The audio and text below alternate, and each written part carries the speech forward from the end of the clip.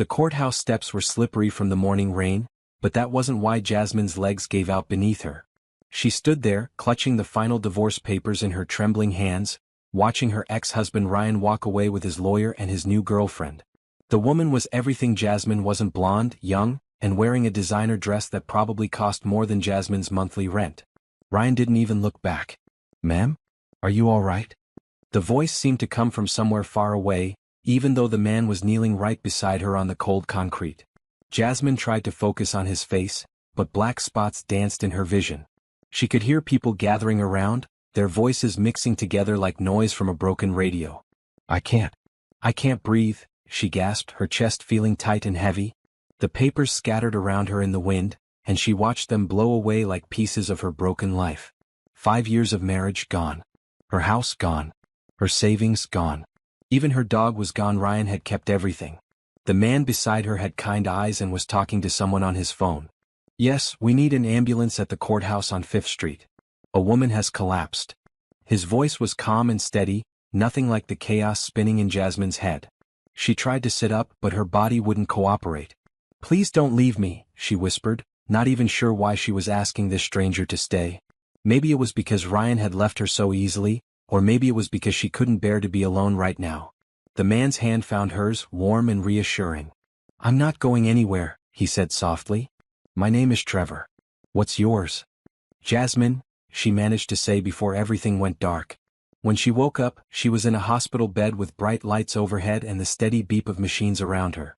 Her head felt fuzzy and her mouth was dry. A nurse was checking her 4-line, and in the corner of the room, she saw the man from the courthouse, Trevor, sitting in a chair with a cup of coffee.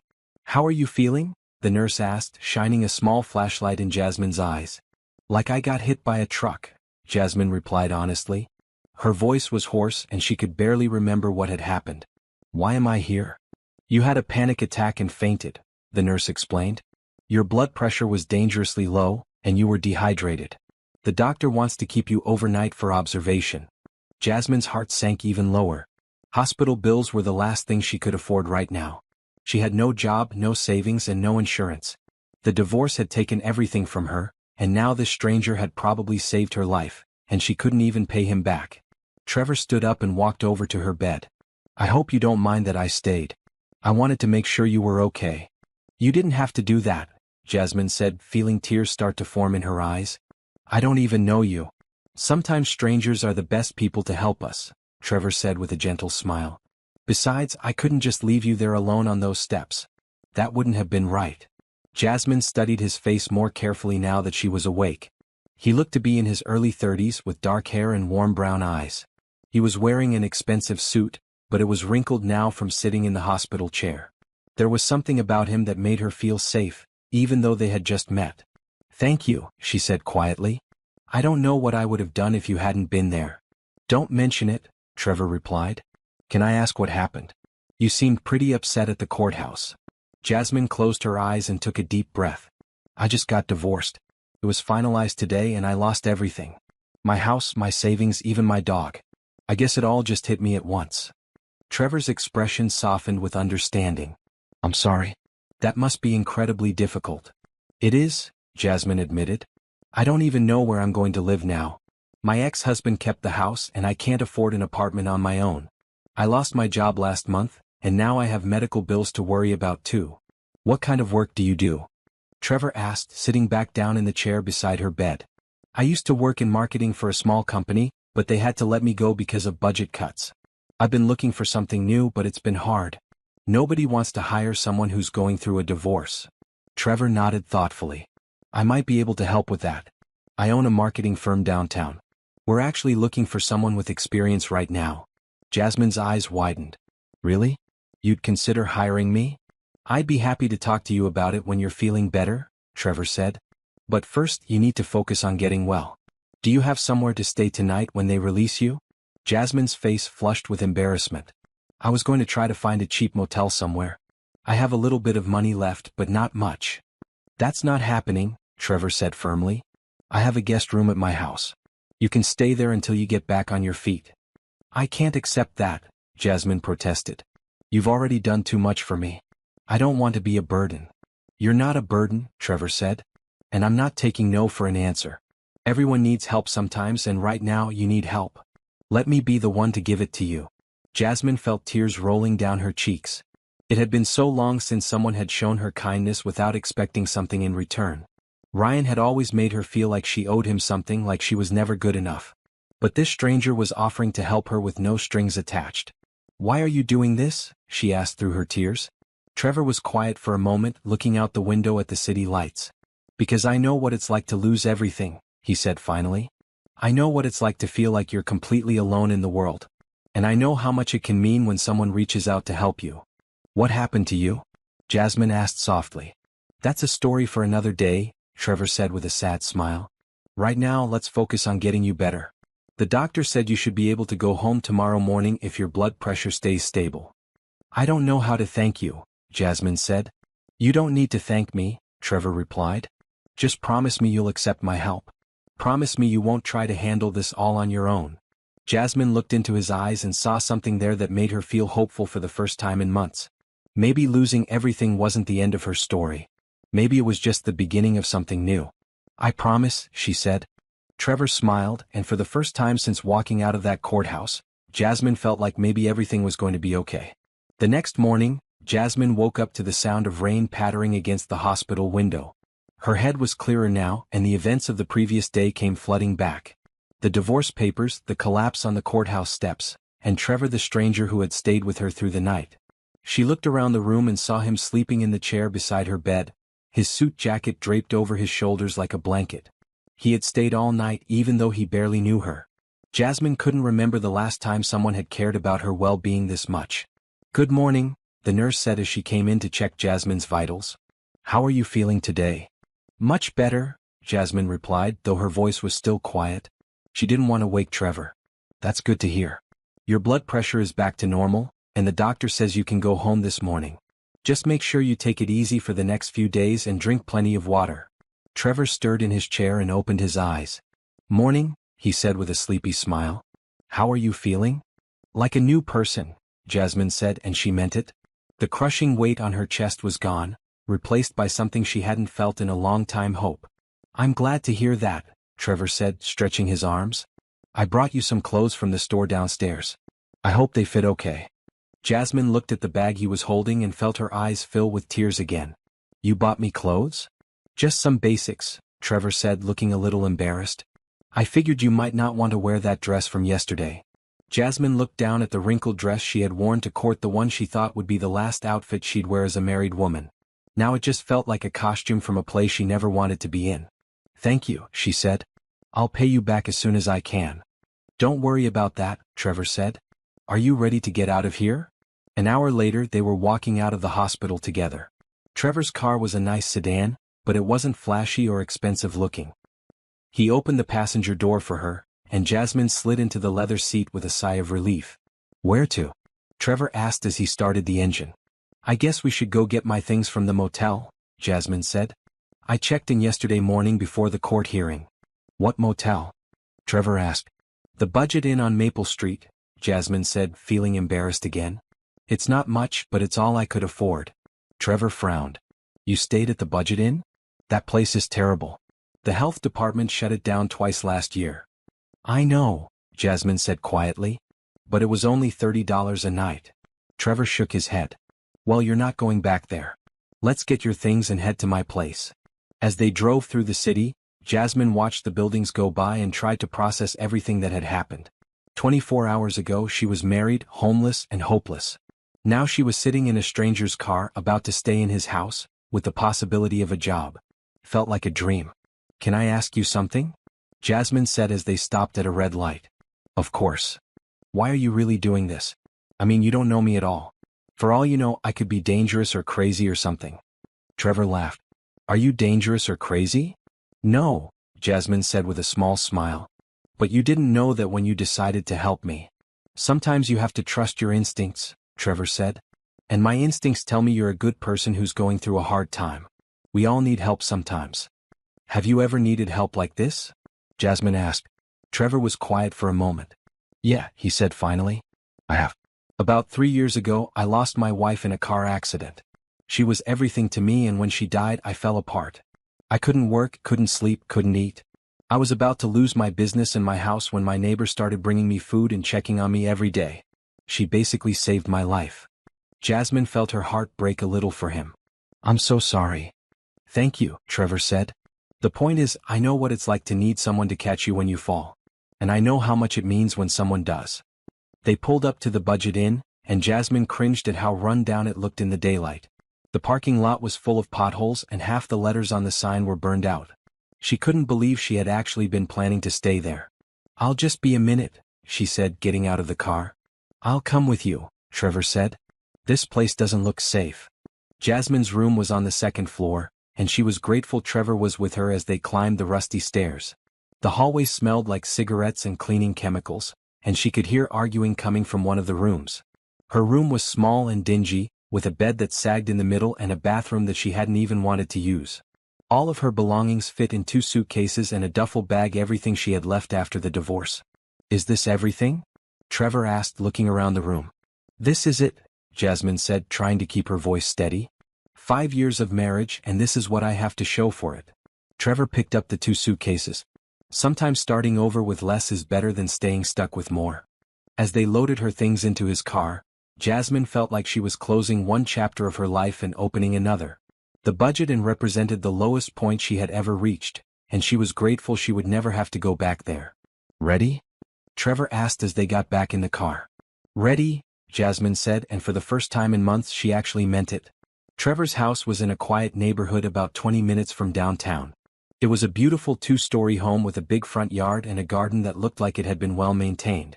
As they pulled into the driveway, Jasmine felt a mixture of gratitude and nervousness. This is lovely, she said as they got out of the car. Thank you, Trevor said. Sarah, my wife, she loved to garden. I've been trying to keep it up the way she would have wanted. He led her up to the front door and unlocked it.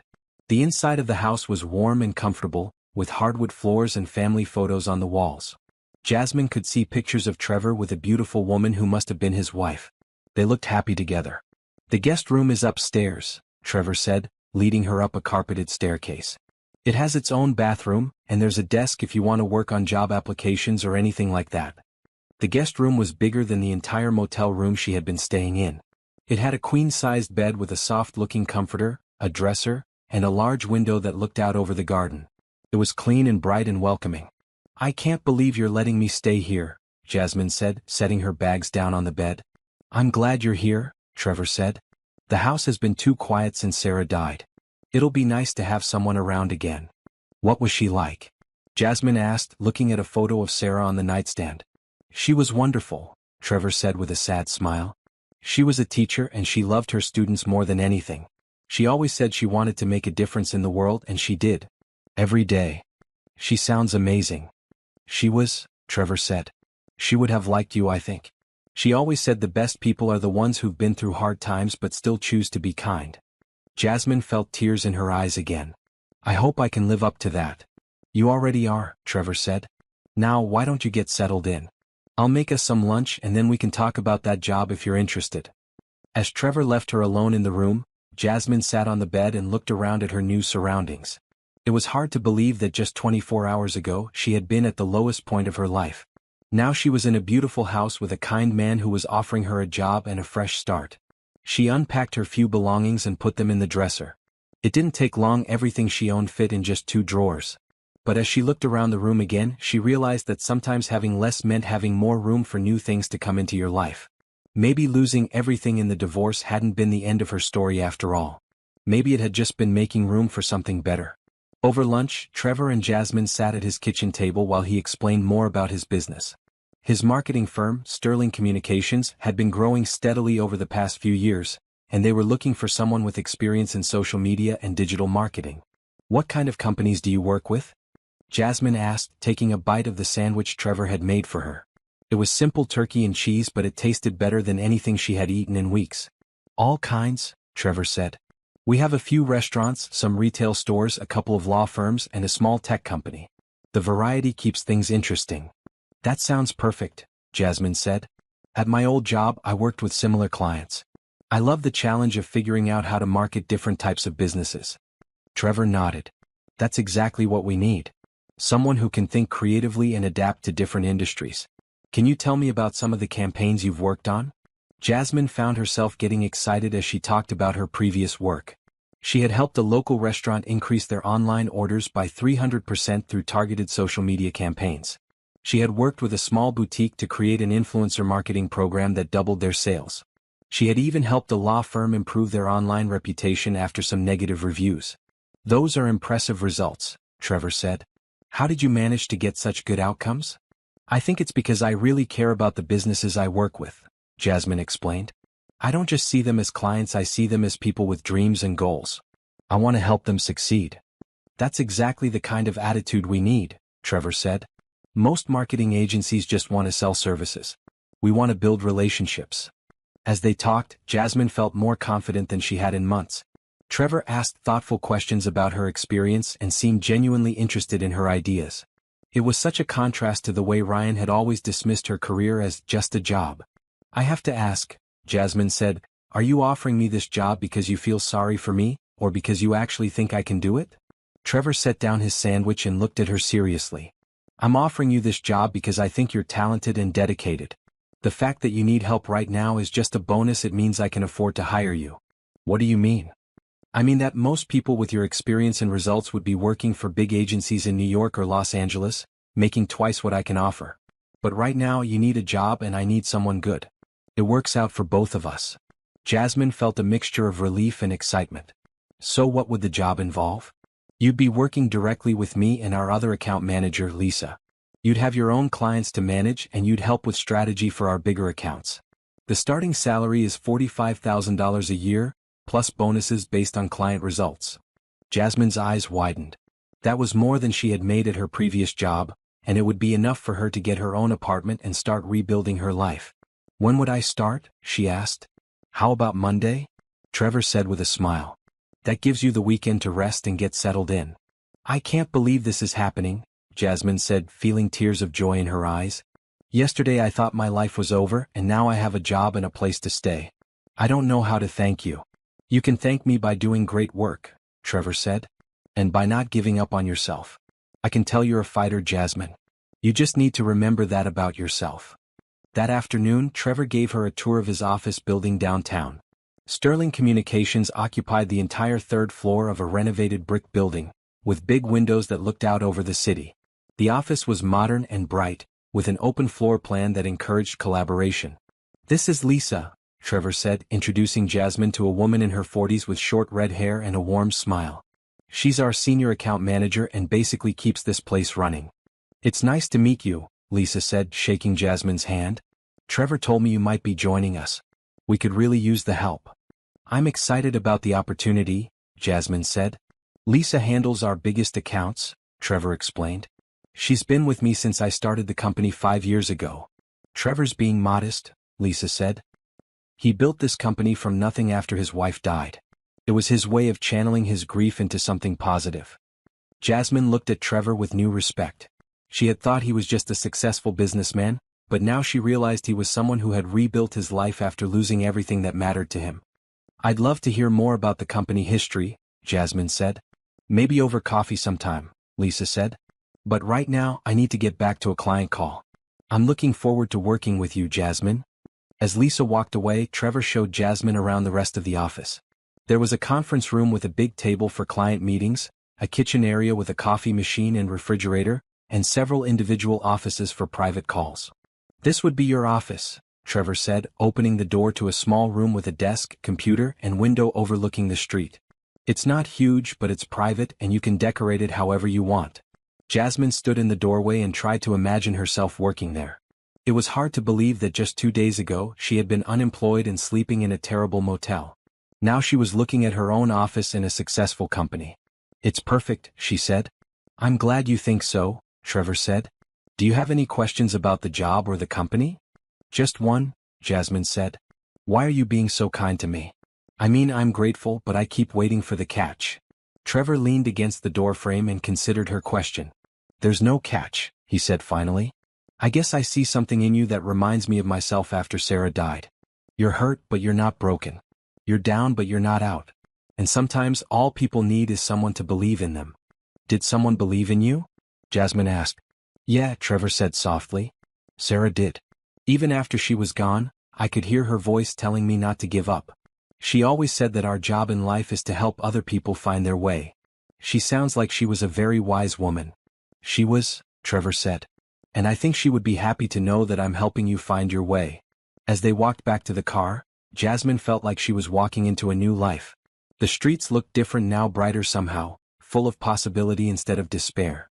She had a job, a place to stay, and most importantly, she had hope. There's one more thing, Trevor said as they got in the car. I want you to know that my offer of help doesn't come with any strings attached. I'm not expecting anything from you except good work and honesty. You don't owe me anything beyond that. I understand, Jasmine said, though she wasn't sure she did. She had been married to a man who always kept score, who always made her feel like she owed him something. Trevor's kindness felt almost too good to be true. I mean it, Trevor said as if he could read her thoughts. I've been where you are, and I know how it feels to wonder if someone is helping you because they want something in return. I'm helping you because it's the right thing to do and because I can. That's all. As they drove back to his house, Jasmine looked out the window at the city passing by. For the first time in months, she felt like she belonged somewhere. She had a job to look forward to, a comfortable place to sleep, and a friend who believed in her. It wasn't the life she had planned, but maybe it was the life she was meant to have. Monday morning came faster than Jasmine expected. She woke up early in Trevor's guest room, nervous but excited about her first day at Sterling Communications. She had spent the weekend resting and preparing, going through her old portfolio and researching the company's current clients. Trevor had left a note on the kitchen counter. Good luck today. There's coffee in the pot and bagels in the fridge. You're going to do great. Jasmine smiled as she read it. It had been so long since someone had wished her luck or shown confidence in her abilities. Ryan had always been critical of her work, making her feel like she was never good enough.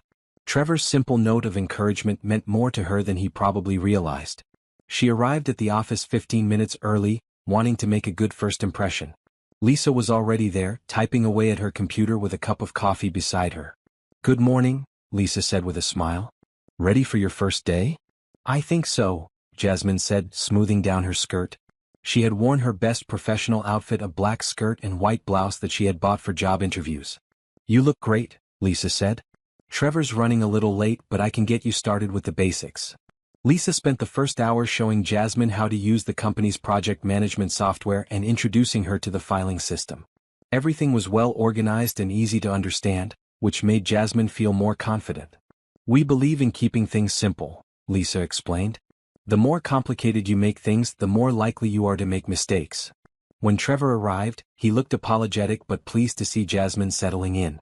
Sorry I'm late, he said. I had to deal with a crisis at one of our restaurant clients. Their head chef quit over the weekend, and they needed help with damage control. What kind of damage control? Jasmine asked. Social media management, mostly, Trevor said. When something like this happens, people start talking online. We need to get ahead of the story and control the narrative. That makes sense, Jasmine said. Have you tried reaching out to food bloggers and local media to focus on the positive aspects of the restaurant? Trevor paused and looked at her with interest. What do you mean? Well, instead of just trying to minimize the negative story about the chef leaving, you could create a positive story about the restaurant's commitment to finding new talent.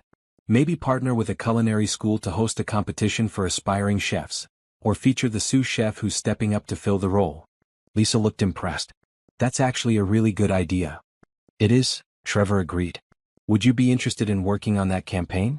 I know it's your first day, but you seem to have a good grasp of the situation. Jasmine felt a flutter of excitement. I'd love to. Great, Trevor said. Lisa, can you fill Jasmine in on the restaurant account? I think she might be exactly what we need for this situation. The rest of the morning flew by as Jasmine dove into the restaurant campaign. She researched the business, looked at their social media presence, and started brainstorming ideas for positive publicity. It felt good to be using her skills again, to be working on something that mattered. How's it going? Trevor asked, stopping by her office around lunchtime. Really well, Jasmine said, showing him the notes she had made. I think I have a solid strategy for turning this situation around. Trevor looked over her work and nodded approvingly. This is excellent. You've only been here for 4 hours, and you already have a better handle on this than I did. I'm just glad I can help, Jasmine said. It feels good to be working again. Would you like to grab lunch? Trevor asked. There's a good sandwich place down the street and we could talk about the campaign. That sounds great, Jasmine said. As they walked to the restaurant, Jasmine felt more relaxed than she had in months. The work was challenging but manageable, her co-workers were friendly, and Trevor was turning out to be not just a kind boss but a good friend. Can I ask you something? Jasmine said as they sat down with their sandwiches. Of course. What made you want to start your own business? I mean, it must have been scary, especially after losing your wife. Trevor was quiet for a moment, considering his answer. It was terrifying, he said finally. But I needed something to focus on besides my grief. Sarah always said I was good at helping people solve problems, and marketing is really just problem solving on a larger scale. What kind of problems did you help people solve before? Jasmine asked. I used to work for a big consulting firm, Trevor said. I helped companies figure out how to be more efficient, how to cut costs, how to improve their operations. But it was all about numbers and spreadsheets.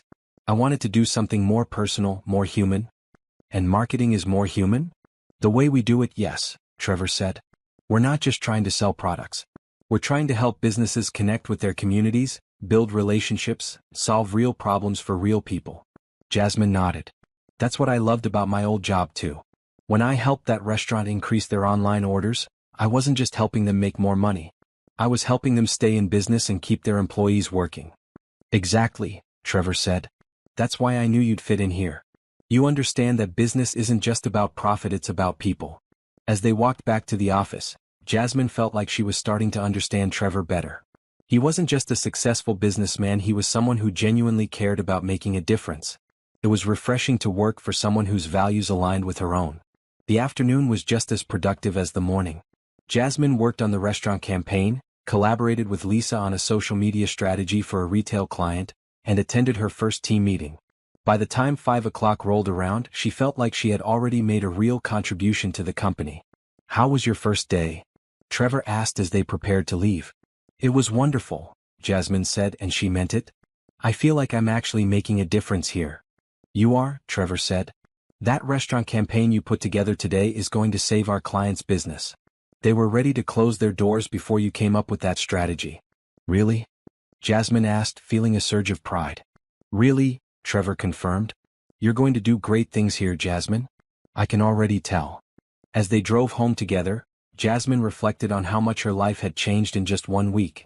She had gone from being unemployed and homeless to having a job she loved and a comfortable place to live. More importantly, she had found someone who believed in her abilities and encouraged her to succeed. Thank you, she said as Trevor pulled into his driveway. For what? He asked. For giving me a chance when no one else would, Jasmine said. For believing in me when I didn't believe in myself. For showing me that there are still good people in the world. Trevor smiled. You don't need to thank me for that. You earned this opportunity, Jasmine. I just happened to be in the right place at the right time to offer it to you. Still, Jasmine said, I'll never forget what you've done for me. Just promise me you'll keep believing in yourself, Trevor said. You're stronger than you know.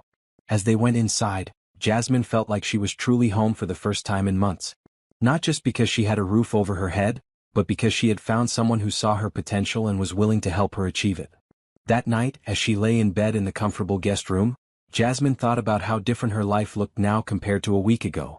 She had a job she was excited about, a boss who respected her, and a future that looked bright with possibility. For the first time since her marriage started falling apart, she felt like herself again. Strong, capable, and ready to take on whatever came next. 3 weeks into her new job, Jasmine had settled into a comfortable routine. She woke up each morning feeling excited about the day ahead, worked on challenging projects that utilized her skills, and came home to a house that felt more like home every day. Trevor had been nothing but supportive and professional, but Jasmine had started to notice little things about him that made her heart skip a beat. The way he smiled when he was proud of her work. The way he always made sure she had eaten lunch. The way he listened to her ideas with genuine interest and respect. You're doing incredible work, Lisa said one Thursday afternoon, stopping by Jasmine's office. That restaurant campaign you created last month? Their sales are up 40% from last year. Really? Jasmine asked, feeling a warm glow of satisfaction. Really? And Trevor's been bragging about you to everyone. He told the whole board meeting yesterday that hiring you was the best decision he's made since starting the company. Jasmine felt her cheeks flush with pleasure. He said that. He did, Lisa confirmed. And between you and me, I think it's about time someone made him smile again. He's been so serious since Sarah died, but lately, he seems lighter somehow. After Lisa left, Jasmine tried to focus on her work, but her mind kept drifting to Trevor. She had noticed the change in him too. He laughed more easily now, seemed more relaxed, and had started staying late at the office just to chat with her about their projects. "Are you ready to go?" Trevor asked, appearing in her doorway at 5:30. "Just let me save this file," Jasmine said, finishing up a proposal for a new client. "Actually," Trevor said, "I was wondering if you'd like to grab dinner tonight instead of going straight home. There's this little Italian place I've been wanting to try, and I thought you might like it." Jasmine's heart fluttered. "Are you asking me on a date?" Trevor looked flustered. Well, I mean it's just dinner between friends. But if you want to call it a date, I wouldn't be opposed to that." Jasmine smiled at his nervousness. It was sweet to see this confident businessman stumbling over his words. "I'd love to have dinner with you, Trevor. Date or not."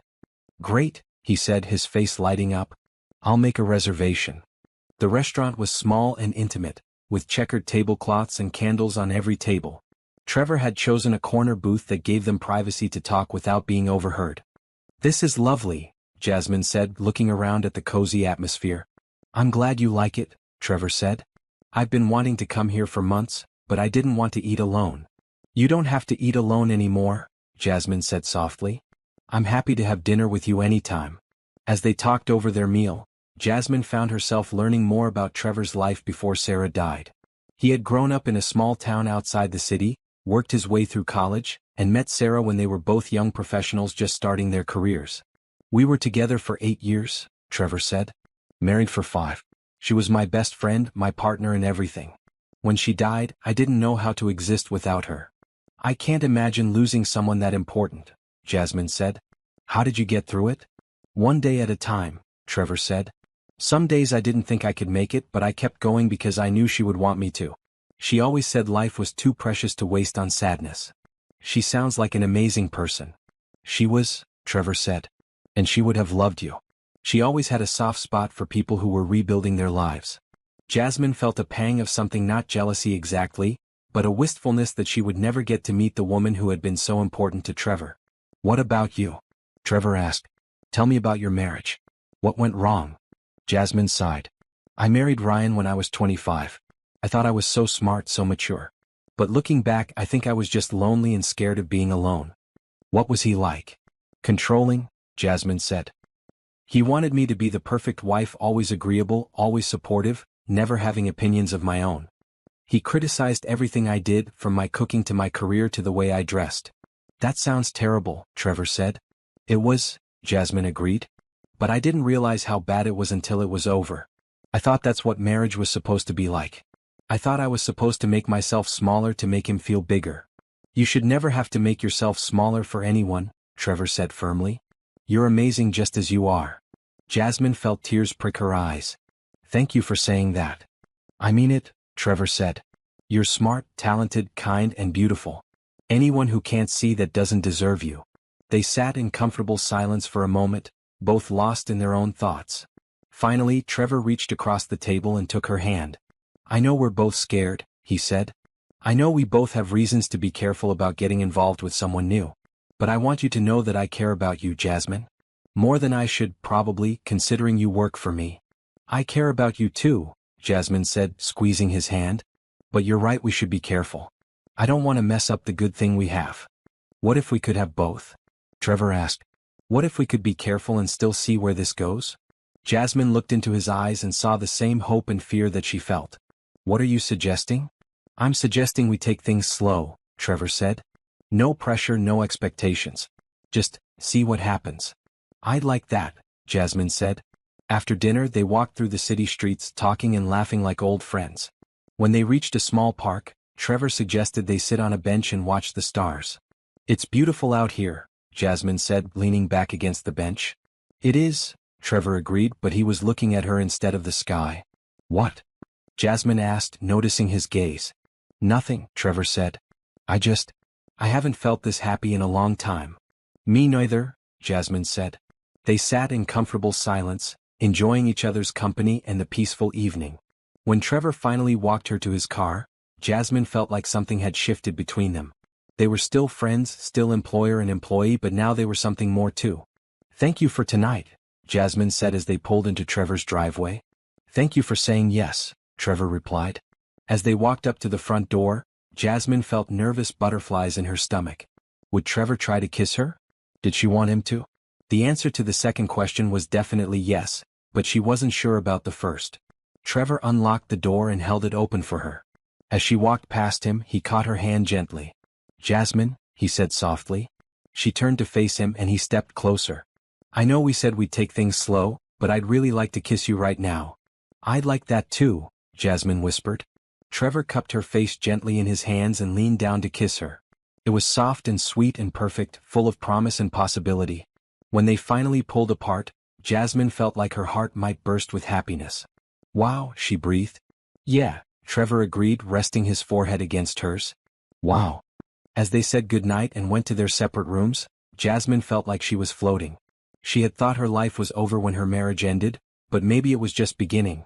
Maybe losing everything had been necessary to make room for something better. Maybe Trevor was that something better. Everything was going perfectly until the Tuesday morning when Ryan showed up at Sterling Communications. Jasmine was in her office, working on a presentation for a new client, when she heard a familiar voice in the lobby. "I'm here to see Jasmine Thompson," Ryan was saying to the receptionist. "I'm her husband." Jasmine's blood ran cold. She could hear the receptionist explaining that visitors needed appointments, but Ryan was being persistent and loud. She stood up from her desk and walked to her office door, dreading what she might see. There he was, standing in the lobby in his expensive suit, looking exactly the same as he had on the day their divorce was finalized. Tall, handsome, and arrogant, with the same smug expression that had made her feel so small during their marriage. "Ryan," she said, stepping out of her office. "What are you doing here?" "There's my beautiful wife," Ryan said with a smile that didn't reach his eyes. "I came to talk to you." "Ex-wife," Jasmine corrected. "And I'm at work. You can't just show up here." "I can go anywhere I want," Ryan said. "We need to talk, Jasmine. Privately." Lisa appeared at Jasmine's side, clearly having heard the commotion. "Is everything okay?" "It's fine," Jasmine said quickly, not wanting to cause a scene at work. "Ryan, you need to leave." "I'm not leaving until we talk," Ryan said. "I have something important to tell you." Trevor's office door opened and he stepped out, taking in the situation with sharp eyes. "Is there a problem here?" "Who's this?" Ryan asked, looking Trevor up and down with obvious disdain. "This is my boss, Trevor Sterling," Jasmine said. "Trevor, this is my ex-husband, Ryan." "Mr. Thompson," Trevor said coolly, "I'm going to have to ask you to leave.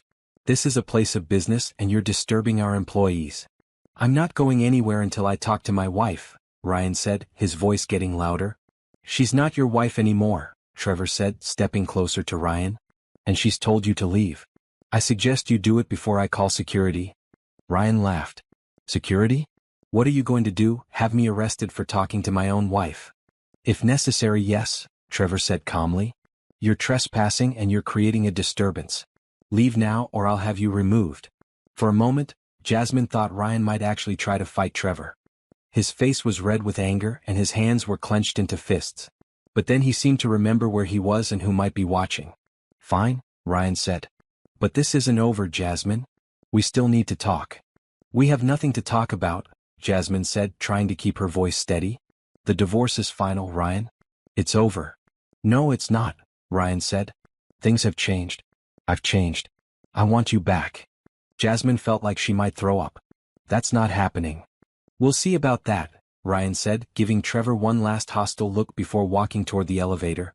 After he left, the lobby was silent except for the sound of Jasmine's heart pounding in her ears. She realized she was shaking and wrapped her arms around herself. "Are you okay?" Trevor asked, his voice gentle now. "I'm fine," Jasmine said, though she clearly wasn't. "I'm sorry about that. I had no idea he would show up here." "You don't need to apologize," Trevor said. "Let's go to my office and talk." Once they were alone in Trevor's office with the door closed, Jasmine finally let herself fall apart. She sat in the chair across from his desk and put her head in her hands. "I can't believe he came here," she said. "I can't believe he said he wants me back." "Has he contacted you before?" Trevor asked, sitting on the edge of his desk. "No," Jasmine said. "I haven't heard from him since the divorce was finalized. I thought he was happy with his new girlfriend." What do you think changed? Jasmine looked up at Trevor and she could see the concern in his eyes. I don't know. But knowing Ryan, it's probably something selfish. He doesn't actually want me back, he just wants to win. Win what? The game, Jasmine said. Everything was always a game to Ryan. He probably found out I was doing well, and he can't stand that I'm happy without him. Trevor was quiet for a moment. Are you afraid of him? Not physically, Jasmine said. But emotionally, yes. He has a way of making me feel like I'm crazy, like I'm the problem. He's very good at manipulation. He can't hurt you anymore, Trevor said firmly. You're not the same person you were when you were married to him. I hope not, Jasmine said. But just seeing him brought back all those old feelings. The doubt, the fear, the sense that I'm not good enough. You are good enough, Trevor said. You're more than good enough. And you don't owe him anything, not your time, not your attention, and certainly not a second chance. I know that in my head, Jasmine said. But Ryan has a way of making me forget what I know. Then we'll have to make sure he doesn't get the chance, Trevor said. I'm going to call our security company and have them add you to the protected list. He won't be able to get into the building again. You don't have to do that, Jasmine said. Yes, I do, Trevor said. You're my employee and it's my job to keep you safe at work. But more than that, you're important to me and I won't let anyone hurt you. The way he said it made Jasmine's heart skip a beat. Trevor. I mean it, he said. Whatever is happening between us, whatever we're building together, I won't let him destroy it. What if he doesn't give up? Jasmine asked. What if he keeps trying to contact me? Then we'll deal with it, Trevor said. Together. You're not alone anymore, Jasmine. For the rest of the day, Jasmine tried to focus on her work, but she couldn't shake the feeling that Ryan's appearance was just the beginning. She knew her ex-husband well enough to know that he didn't give up easily, especially when his ego was involved. That evening, as she and Trevor drove home together, she found herself looking in the side mirror to make sure they weren't being followed. He's not there, Trevor said, noticing her nervousness. How do you know? Because I've been watching too, Trevor admitted. I don't trust him. I'm sorry you got dragged into this, Jasmine said. This is my mess to deal with. It's not a mess, Trevor said. And it's not just your problem anymore. We're in this together, remember? As they pulled into Trevor's driveway, Jasmine felt a mixture of gratitude and fear. She was grateful to have Trevor's support, but she was afraid of what Ryan might do next. She knew her ex-husband well enough to know that he wouldn't give up easily. What are you thinking? Trevor asked as they sat in the car. I'm thinking that I should probably find my own place, Jasmine said. I don't want to put you in danger. You're not putting me in danger, Trevor said. And you're not going anywhere. We'll figure this out together. But what if he? Jasmine, Trevor said, taking her hand. I meant what I said earlier. I won't let anyone hurt you. That includes making you feel like you have to handle this alone. As they went inside, Jasmine felt both protected and terrified. She was grateful for Trevor's support, but she couldn't shake the feeling that Ryan's return was going to complicate everything. She had finally found happiness, finally found someone who cared about her and respected her. She wouldn't let Ryan destroy that. But she was afraid he might try. The next morning, Jasmine woke up to find Trevor already gone. There was a note on the kitchen counter. Had to go in early to handle some security arrangements. See you at the office. When she arrived at work, she found that Trevor had been busy. There was a new security guard in the lobby, and the receptionist explained that new visitor procedures had been put in place. All visitors now need to be pre-approved, the receptionist said.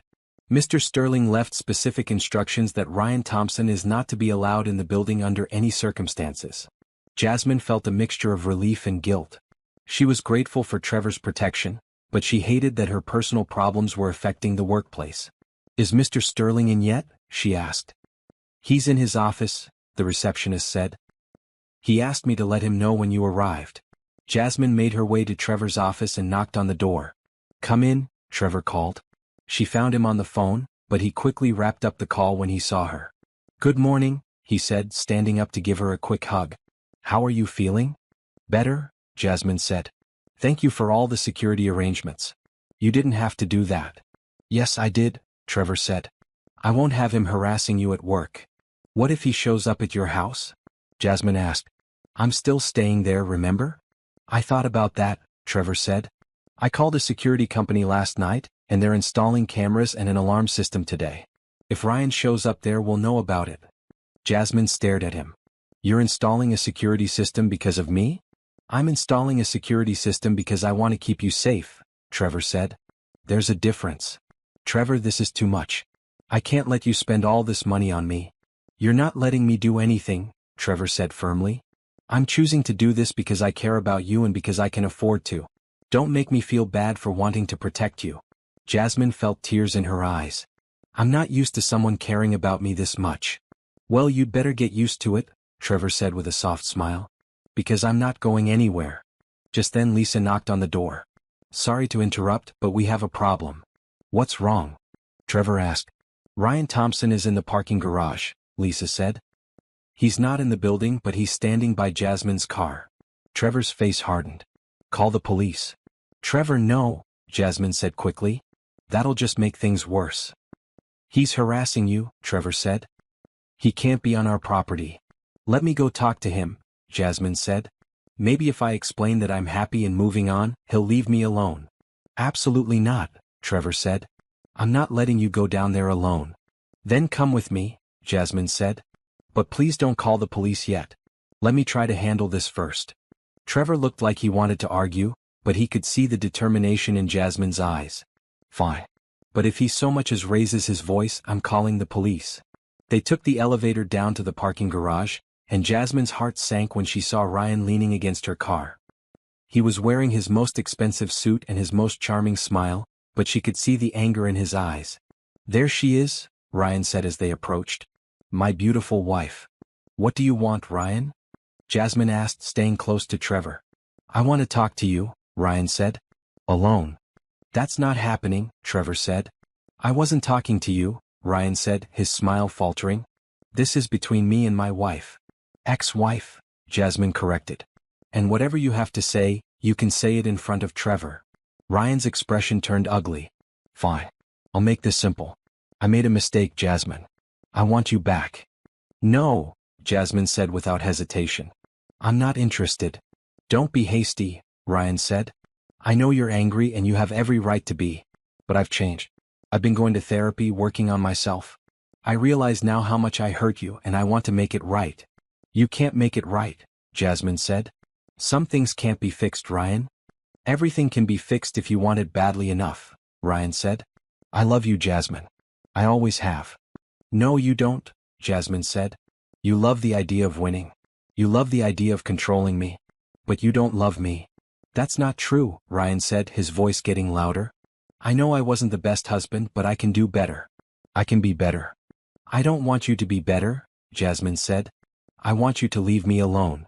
You don't mean that, Ryan said. You're just saying that because he's here. He gestured dismissively at Trevor. What is he, anyway? Your boss? Your landlord? Your rebound guy? He's my friend, Jasmine said. He's someone who actually cares about me. I care about you, Ryan said. I'm here, aren't I? I'm trying to win you back. You're here because your ego can't handle the fact that I'm happy without you, Jasmine said. This isn't about love, Ryan. It's about control. That's ridiculous, Ryan said. I'm here because I realized I made the biggest mistake of my life when I let you go. You didn't let me go, Jasmine said. You threw me away. You took everything I had and left me with nothing. I can give it all back, Ryan said desperately. The house, the money, everything. We can start over. I don't want to start over with you, Jasmine said. I want to move forward without you. With him? Ryan asked, glaring at Trevor. With whoever I choose, Jasmine said. That's not your decision to make anymore. I think this conversation is over, Trevor said, stepping forward. I don't think so, Ryan said. Jasmine, you need to really think about this. You're throwing away a 5-year marriage for what? A rebound relationship with your boss. I'm not throwing anything away, Jasmine said. I'm choosing to be happy. You were happy with me, Ryan said. No, I wasn't, Jasmine said. I was miserable with you. I was scared and small and constantly walking on eggshells. I'm not doing that anymore. So that's it? Ryan asked. You're just going to give up on us? There is no us, Jasmine said. There hasn't been for a long time. Ryan stared at her for a long moment, and Jasmine could see the exact moment when his hurt turned to anger. You'll regret this, he said quietly. You'll realize what you've lost and you'll come crawling back. And maybe I won't be there when you do. I'm counting on it, Jasmine said. Ryan's face turned red with rage. Fine. But don't expect me to make things easy for you. I know people in this city, Jasmine. I can make your life very difficult. Is that a threat? Trevor asked, his voice dangerously quiet. It's a promise, Ryan said. You have no idea who you're dealing with. Actually, I do, Trevor said. I know exactly who you are, Ryan. You're a small, insecure man who can't handle being rejected. You're pathetic. For a moment, Jasmine thought Ryan might actually hit Trevor. His fists were clenched and she could see the rage in his eyes. You don't know anything about me, Ryan said. I know enough, Trevor said. I know you're a coward who threatens women and hides behind lawyers. I know you're a bully who can't stand it when people don't do what you want. And I know you're about to leave and never come back. Or what? Ryan asked. Or I'll call the police and have you arrested for harassment, Trevor said. And then I'll call my lawyer and have you charged with trespassing and making threats. How do you think that will look to your colleagues? Ryan stared at Trevor for a long moment, clearly weighing his options. Finally, he straightened his tie and forced a smile. This isn't over, he said to Jasmine. I'll be in touch. No, you won't, Trevor said. If you contact her again, I'll have you arrested. If you come to her workplace again, I'll have you arrested. If you show up at my house, I'll have you arrested. Are we clear? Ryan didn't answer. He just turned and walked away, his footsteps echoing in the parking garage. Jasmine watched him go, feeling a mixture of relief and dread. She was glad he was gone, but she knew this wasn't the end of it. Ryan didn't give up easily, and she had a feeling this was just the beginning. Are you okay? Trevor asked, putting his arm around her shoulders. I think so, Jasmine said. Thank you for standing up for me. Always, Trevor said. Are you ready to go back upstairs? Yeah, Jasmine said. Let's go back to work. As they walked toward the elevator, Jasmine felt grateful for Trevor's protection, but she couldn't shake the feeling that Ryan's threats weren't empty. She knew her ex-husband well enough to know that he would find a way to cause trouble. She just hoped she and Trevor were ready for whatever came next. 2 weeks after Ryan's confrontation in the parking garage, Jasmine had almost managed to convince herself that he had given up. There had been no more visits, no phone calls, no attempts to contact her. She was starting to feel like maybe Trevor's protective measures had worked. Then, on a busy Thursday morning, everything fell apart. We have a problem, Lisa said, bursting into the conference room where Jasmine and Trevor were reviewing client proposals. A big problem. What's wrong? Trevor asked, looking up from his laptop. Henderson Marketing just stole the Riverside Restaurant Group account, Lisa said. They're pulling out of their contract with us, effective immediately. Trevor's face went white. What? That's impossible. We have a signed contract with them through the end of the year. They're claiming breach of contract, Lisa said. They say we failed to deliver the results we promised. That's ridiculous, Jasmine said. We increased their revenue by 35% in the last quarter alone. I know, Lisa said. But they're not interested in hearing our side of the story. They want out and they're willing to pay the penalty fees. Trevor stood up and started pacing. The Riverside Group is our biggest client. They represent 40% of our revenue. If we lose them, we'll be in serious trouble, Lisa finished. We might have to lay people off. Jasmine's mind was racing. This doesn't make sense. Why would they suddenly decide to leave when we've been getting such good results for them? I don't know, Lisa said. But get this, Henderson Marketing is offering them a deal that's 30% less than what we're charging. How is that possible? Trevor asked. Nobody can provide quality service at that price. Unless they're planning to cut corners, Jasmine said. Or unless someone is subsidizing the deal. Trevor stopped pacing and looked at her. What do you mean? I mean, what if someone is paying Henderson Marketing to lowball us? Jasmine said. What if this isn't about business at all? You think this is connected to Ryan? Trevor asked. I don't know, Jasmine said. But the timing is awfully convenient. He threatens to make my life difficult, and 2 weeks later, our biggest client suddenly leaves us for a competitor. That's a pretty serious accusation, Lisa said. Do you have any proof? No, Jasmine admitted. But I know how Ryan operates. He's vindictive, and he has connections in the business world. If he wanted to hurt me, going after my employer would be exactly the kind of thing he'd do. Trevor pulled out his phone. I'm calling David Henderson. I want to hear his explanation for this deal. Trevor dialed the number and put the phone on speaker. After a few rings, David Henderson's voice came through. Trevor, I was wondering when you'd call. David, what the hell is going on? Trevor said. You just stole one of my biggest clients. I didn't steal anything, David said. They came to me. They said they were unhappy with your service and wanted to make a change. They were getting great results with us, Trevor said. Their revenue is up 35% since we started working with them. Maybe they wanted even better results, David said. Look, Trevor, this is just business. Nothing personal. How are you able to offer them such a low price? Trevor asked. Your overhead is higher than mine. I found a way to cut costs, David said vaguely. Sometimes you have to be creative to win accounts. Are you being subsidized? Trevor asked directly. There was a pause. I don't know what you mean. I mean, is someone else paying part of your costs so you can undercut me? That's ridiculous, David said, but his voice sounded uncomfortable. Why would anyone do that? That's what I'd like to know, Trevor said. David, we've known each other for years.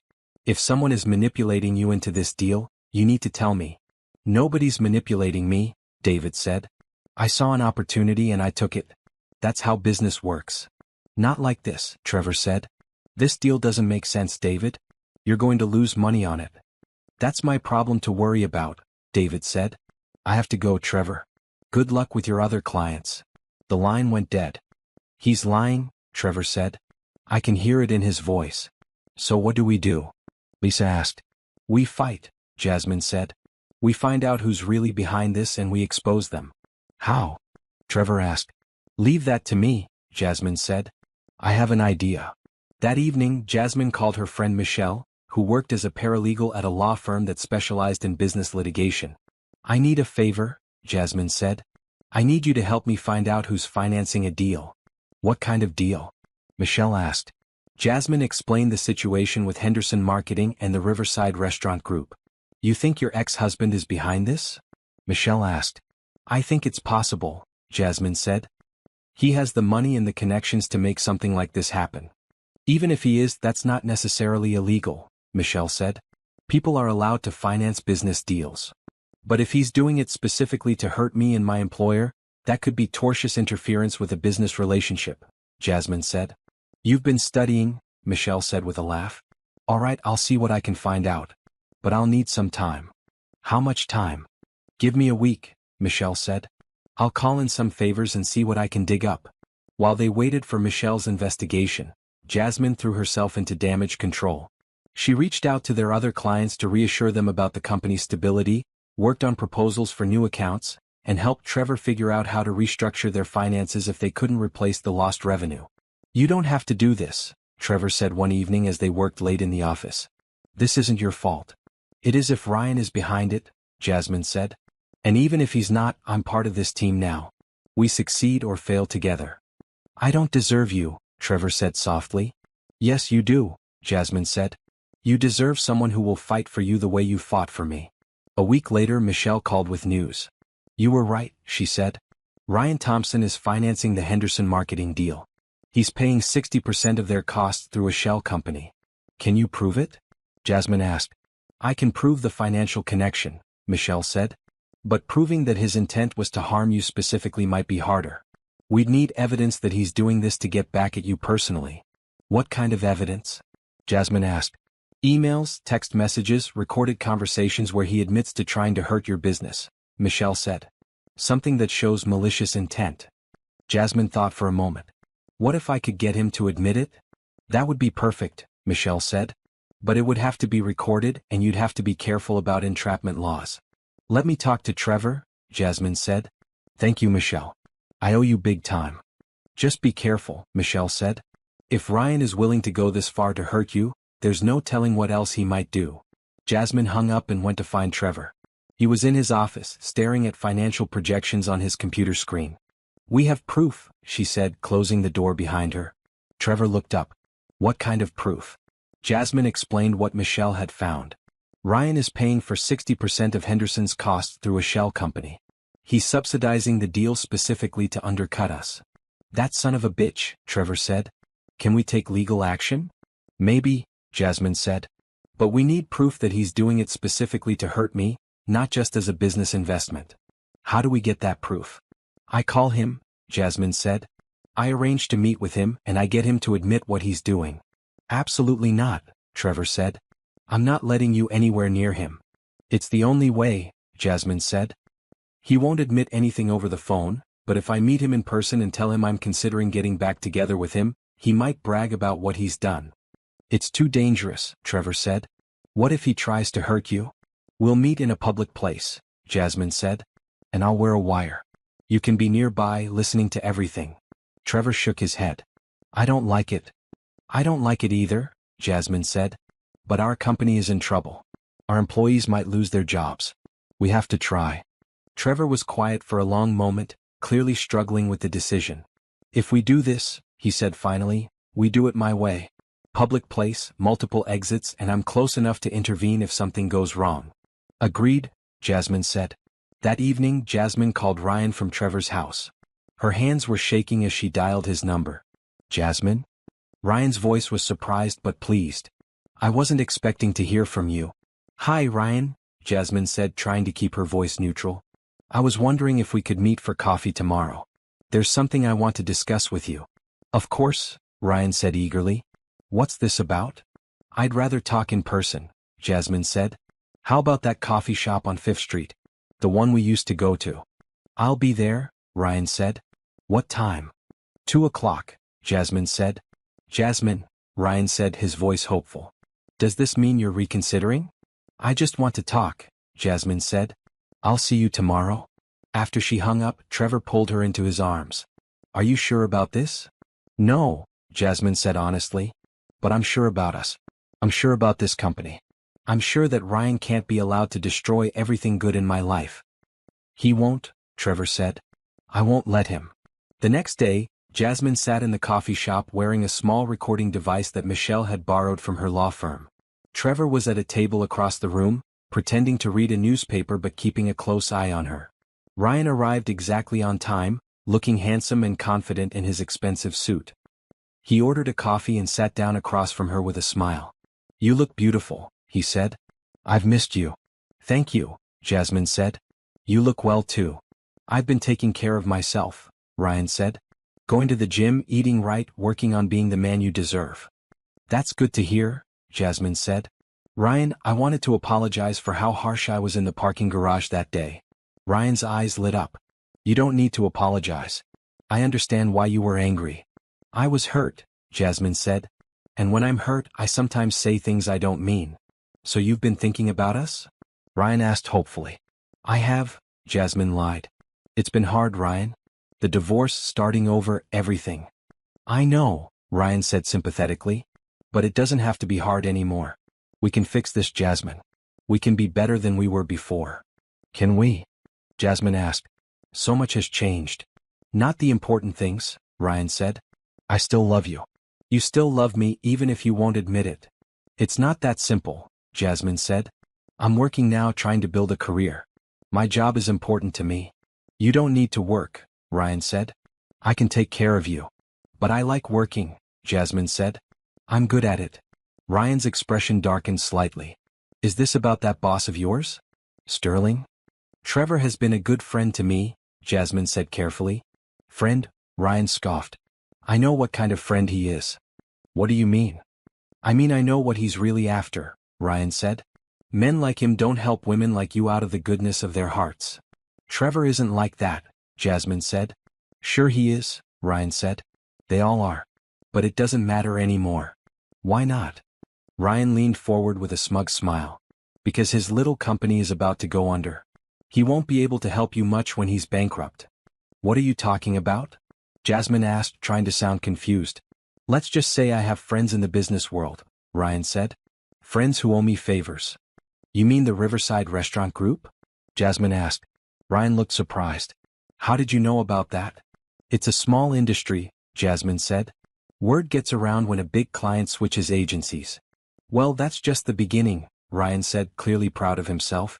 I'm going to make sure Sterling Communications loses every major client they have. Why would you do that? Jasmine asked. Because I want you to see what kind of man he really is, Ryan said. When his business fails, when he can't afford to help you anymore, you'll see that he was just using you. But what if he wasn't using me? Jasmine asked. What if he really cares about me? Then he'll find a way to survive, Ryan said with a shrug. But men like Sterling don't really care about anyone but themselves. When things get tough, he'll throw you under the bus. And you wouldn't? Jasmine asked. I'd never hurt you, Ryan said. Everything I'm doing is for us, Jasmine. To prove that we belong together. By destroying innocent people's livelihoods? Jasmine asked. By showing you the truth, Ryan said. Sterling isn't the hero you think he is. When his company fails, when he can't afford to play the white knight anymore, you'll see him for what he really is. And what's that? A user, Ryan said. Someone who took advantage of you when you were vulnerable. Jasmine felt sick listening to him. So you're admitting that you're sabotaging Trevor's business? I'm doing what I have to do to get my wife back, Ryan said. And it's working, isn't it? Here you are, having coffee with me, finally ready to listen to reason.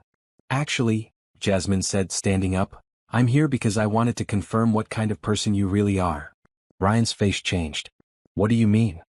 I mean, I wanted to hear you admit that you're willing to destroy innocent people's lives just to get what you want, Jasmine said. And you just did. Jasmine, wait, Ryan said, realizing his mistake. No, Jasmine said. I'm done waiting. I'm done listening to your lies and manipulation. And I'm done letting you hurt the people I care about. You recorded this conversation, didn't you? Ryan asked, his face turning red with anger. That would be telling, Jasmine said. But I will tell you this: if you continue to interfere with Sterling Communications or try to contact me again, you'll be hearing from our lawyers. You can't threaten me, Ryan said, standing up. I'm not threatening you, Jasmine said. I'm promising you. Stay away from me, Ryan. Stay away from my friends, my job, and my life. We're done. As she walked away, Jasmine could hear Ryan calling her name, but she didn't look back. Trevor was beside her in an instant, walking her quickly out of the coffee shop. Are you okay? He asked once they were safely in his car. I'm perfect, Jasmine said, feeling lighter than she had in weeks. Did you hear all of that? Every word, Trevor said grimly. He just confessed to tortious interference with our business relationships. So we can stop him? We can destroy him, Trevor said. Michelle is going to love this recording. As they drove back to the office, Jasmine felt like a huge weight had been lifted from her shoulders. Ryan had finally shown his true colors, and now they had the evidence they needed to stop him. More importantly, she had faced her past and come out stronger. She wasn't the scared, powerless woman who had collapsed on the courthouse steps anymore. She was someone who could fight for what she believed in. She was someone who could fight for love. 1 month later, Sterling Communications had not only survived Ryan's sabotage but was thriving. Armed with the recorded confession, Trevor's lawyers had not only stopped Ryan's interference but had also secured a settlement that more than compensated for their lost revenue. The Riverside Restaurant Group, learning about Ryan's manipulation, had actually returned to Sterling Communications with an apology and an expanded contract. I can't believe how well everything turned out, Jasmine said as she and Trevor worked late one evening, finalizing a proposal for a major new client. I can, Trevor said. You fought for this company like it was your own. You put everything on the line to protect it. It felt like my own, Jasmine said. This place, these people, they're my family now. Trevor looked at her with an expression she couldn't quite read. Jasmine, can I ask you something? Of course. Are you happy here? I mean, really happy? Completely, Jasmine said without hesitation. Why do you ask? Because I got a call today, Trevor said. From Johnson & Associates in Chicago. They heard about your work on the Ryan situation, and they want to offer you a job. Jasmine's heart sank. What kind of job? Senior Vice President of Crisis Management, Trevor said. It's a huge opportunity, Jasmine. Fortune 500 clients, international accounts, salary that's probably triple what I'm paying you. You think I should take it? Jasmine asked quietly. I think you should consider it, Trevor said. This is the kind of opportunity that could set you up for life. And what about us? Jasmine asked. What about what we've been building together? Trevor was quiet for a long moment. I care about you too much to hold you back from your dreams. What if my dreams have changed? Jasmine asked. What if what I want now isn't a big corner office in Chicago? What do you want? Trevor asked softly. I want this, Jasmine said, gesturing around the office. I want to work with people I care about on projects that matter. I want to come home to someone who believes in me and supports me. I want to build something real with someone real.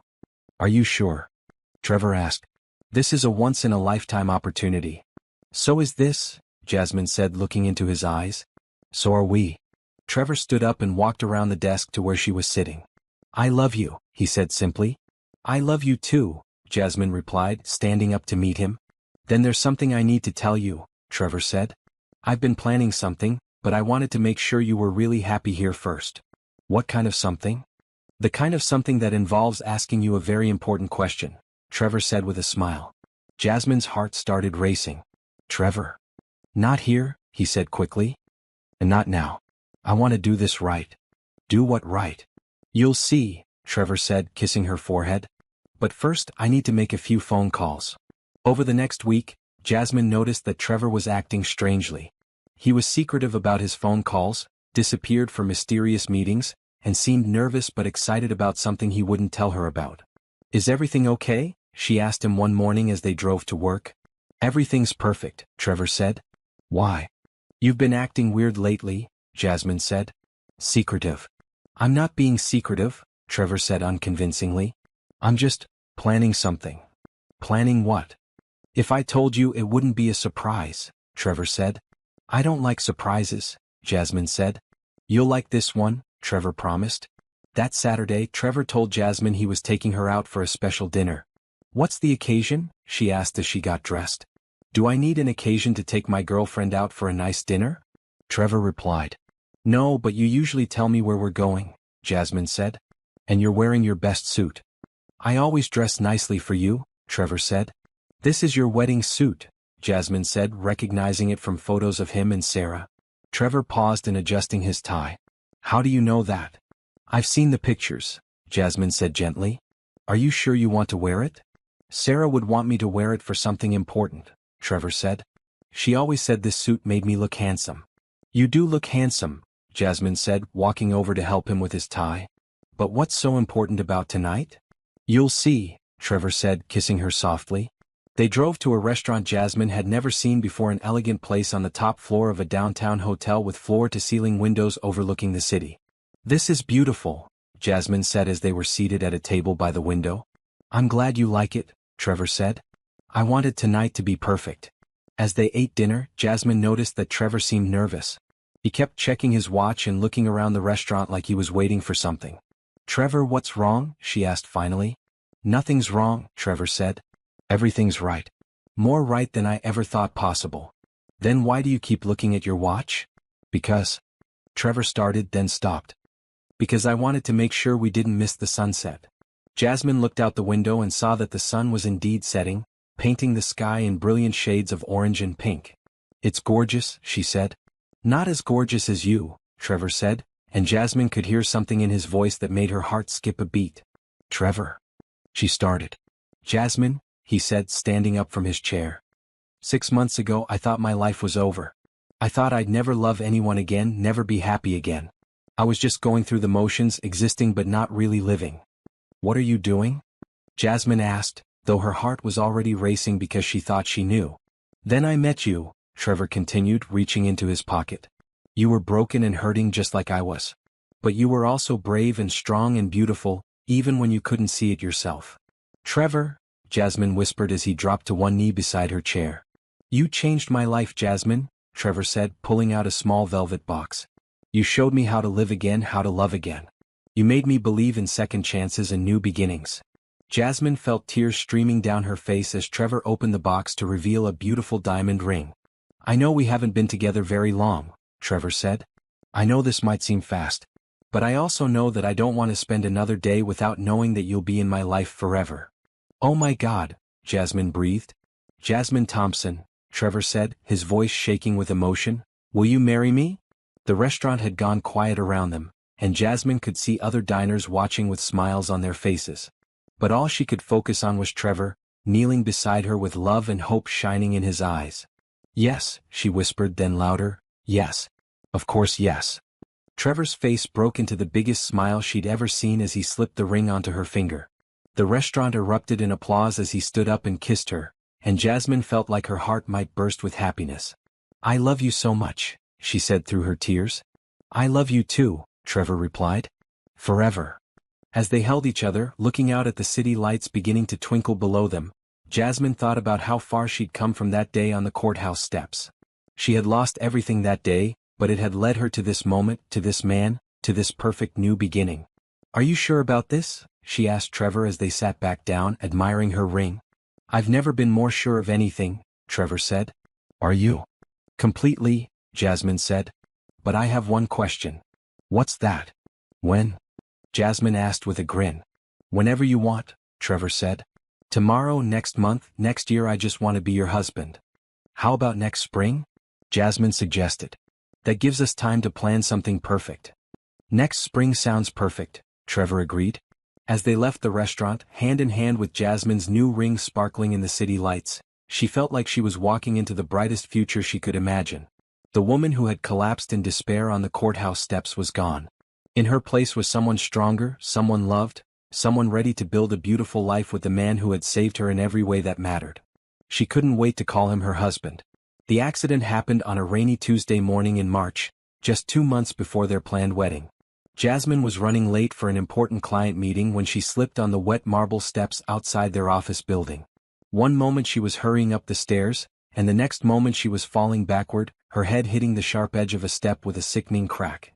Trevor, who had been walking behind her with coffee for both of them, watched in horror as the woman he loved collapsed unconscious on the steps. The coffee cups shattered on the ground as he dropped everything and ran to her side. "Jasmine. Jasmine, can you hear me?" he called, kneeling beside her still form. Blood was seeping from a gash on the back of her head, and she wasn't responding to his voice. "Somebody call 911. Trevor shouted to the gathering crowd. His hands were shaking as he gently touched her face, afraid to move her but desperate to help her somehow. The ambulance arrived within minutes, but it felt like hours to Trevor. He rode with Jasmine to the hospital, holding her hand and talking to her even though she couldn't hear him. "You're going to be okay," he whispered. "You have to be okay. I can't lose you now, not when we're so close to forever." At the emergency room, the doctors whisked Jasmine away for CT scans and X-rays while Trevor was left alone in the waiting room. He called Lisa to cancel all their meetings for the day, but he couldn't bring himself to call anyone else. He didn't want to say the words out loud that Jasmine was hurt, that she might not be okay. "Are you the husband?" a doctor asked, approaching Trevor in the waiting room. "I'm her fiancé," Trevor said, standing up quickly. "How is she?" "She has a severe concussion and needed stitches for the laceration on her head," the doctor said. "We're going to keep her overnight for observation, but her scans look good. No skull fracture, no brain bleeding." "Thank God," Trevor breathed. "Can I see her?" "She's still unconscious, but yes, you can see her. Room 314. Trevor hurried to Jasmine's room and found her lying in the hospital bed, looking small and pale against the white sheets. Her head was bandaged and she had monitors attached to her chest and finger. But she was breathing steadily, and that was all that mattered to him. "Hi, beautiful," he said softly, taking the chair beside her bed. "You scared me there for a minute." He took her hand in his and squeezed gently. "The doctor says you're going to be fine. You just need to rest and let that hard head of yours heal." Hours passed with no change. Trevor held Jasmine's hand, talked to her about their wedding plans, about the honeymoon they were planning, about the house they wanted to buy together. He told her about the client meeting she had missed, about how Lisa was handling everything at the office, about how much everyone was worried about her. "You know," Trevor said as evening approached, "I was thinking about what Sarah used to say about accidents happening for a reason. I never believed her before, but maybe she was right. Maybe this happened to remind us how precious what we have is." A nurse came in to check Jasmine's vitals and gave Trevor a sympathetic smile. "You should go home and get some rest," she said. "She'll probably sleep through the night." "I'm not going anywhere," Trevor said firmly. "I'll sleep in this chair if I have to." "Sir, visiting hours end at 9, the nurse said gently. "I'm not visiting," Trevor said. "I'm staying with my wife." The word had slipped out without him thinking about it, but he didn't correct himself. In his heart, Jasmine was already his wife. The wedding was just a formality. "Are you married?" the nurse asked. Trevor hesitated. He knew he should correct the misunderstanding, but the thought of being asked to leave Jasmine alone was unbearable. "Yes," he said quietly. "We're married." "In that case you can stay," the nurse said. "But try to get some rest yourself. She'll need you to be strong when she wakes up." Around midnight, Trevor dozed off in the uncomfortable chair, his hand still holding Jasmine's. He was awakened a few hours later by the sound of voices in the hallway. "How is she doing?" someone was asking. "She's stable," came the nurse's reply. "Her husband has been with her all night." He's very devoted. Her husband. Trevor recognized the voice. It was Dr. Williams, the doctor who had treated Jasmine when she first arrived. Yes, he's been here since she was admitted, the nurse said. He's barely left her side. Trevor felt a pang of guilt for the deception, but he pushed it aside. He wasn't going to leave Jasmine, no matter what he had to tell the hospital staff. As dawn broke through the hospital room window, Trevor was startled by a soft sound from the bed. He looked over to see Jasmine's eyes fluttering open. "Jasmine?" he said softly, leaning forward. "Can you hear me?" "Trevor?" she whispered, her voice hoarse and confused. "What happened?" "You fell down the steps at the office," Trevor said, relief flooding through him. "You hit your head pretty hard, but you're going to be okay." "My head hurts," Jasmine said, trying to sit up. "Don't move," Trevor said gently, helping her lie back down. "You need to rest." "How long have I been here?" she asked. "Since yesterday morning," Trevor said. "About 18 hours. Have you been here the whole time?" "Of course," Trevor said. "Where else would I be?" Jasmine squeezed his hand. "I love you." "I love you too," Trevor said, kissing her forehead gently. A few minutes later, Dr. Williams came in to check on Jasmine. "Good morning," he said with a smile. "How are you feeling?" "Like I got hit by a truck," Jasmine said.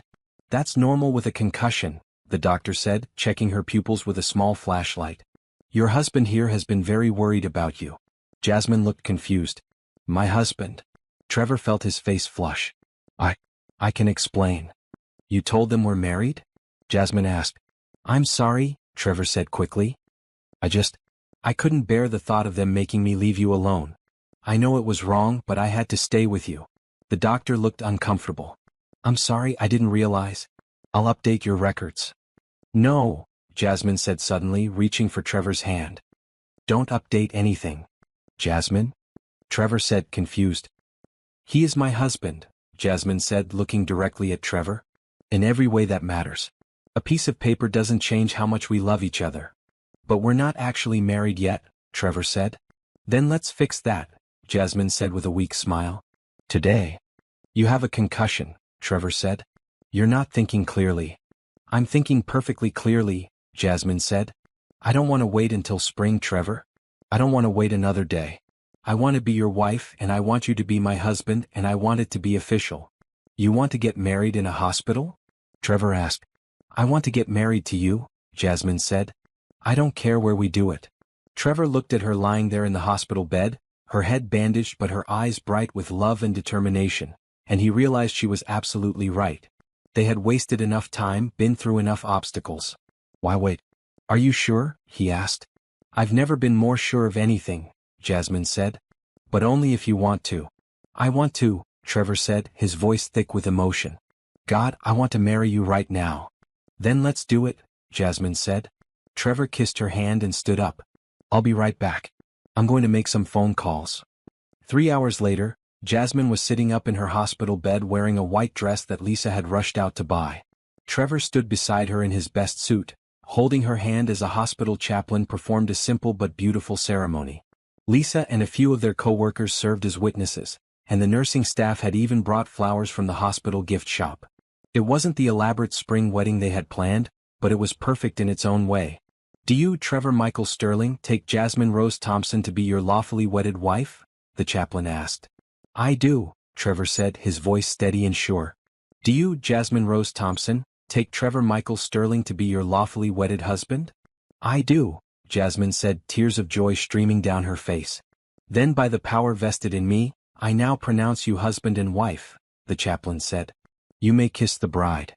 Trevor leaned down and kissed Jasmine gently, mindful of her injury but unable to contain his happiness. Around them their friends applauded and cheered. "Mrs. Sterling," Trevor said softly against her lips. "Mr. Sterling," Jasmine replied with a radiant smile. As their friends congratulated them and the nurses fussed over the new bride, Trevor marveled at how perfect the moment was. Not because everything had gone according to plan, nothing about their relationship had gone according to plan, but because they were together, officially and forever. "No regrets?" he asked Jasmine as the excitement died down and they were alone again. "Only one," she said. "What's that?" "I regret waiting this long," Jasmine said. "I should have said yes to marrying you in the hospital the day we met." Trevor laughed. "We barely knew each other then." "My heart knew," Jasmine said. "From the moment you helped me up off those courthouse steps, my heart knew you were the one." "Mine too," Trevor admitted. "I tried to tell myself I was just helping a stranger, but the truth is I fell in love with you that first day." "Good thing," Jasmine said with a grin. "Because now you're stuck with me forever." "Forever sounds perfect," Trevor said, settling back into the chair beside her bed. "Mrs. Sterling." As Jasmine drifted off to sleep, her hands securely held in her new husband's, she thought about the journey that had brought them to this moment. She had collapsed on courthouse steps as a broken, divorced woman with nothing left to lose. She was leaving the hospital as a married woman with everything to live for. Sometimes the worst day of your life was really just the first day of your new life. Sometimes losing everything was the only way to find what you were really looking for. And sometimes, the man who called you his wife in a moment of crisis was the same man who would love you for the rest of your life. Trevor had saved her in every way a person could be saved. And now, finally, officially, joyfully, she was his wife. Dear readers, thank you so much for joining me on Jasmine and Trevor's incredible journey from heartbreak to happiness. I hope their story reminded you that sometimes our lowest moments are just clearing the way for our greatest blessings. I'd love to hear from you. Please comment below and let me know. What was your favorite moment in the story? Did you guess that Trevor would claim Jasmine as his wife at the hospital? What do you think their future holds? Have you ever experienced a moment where losing everything led to finding something better? Your comments and engagement mean the world to me, and I read every single one.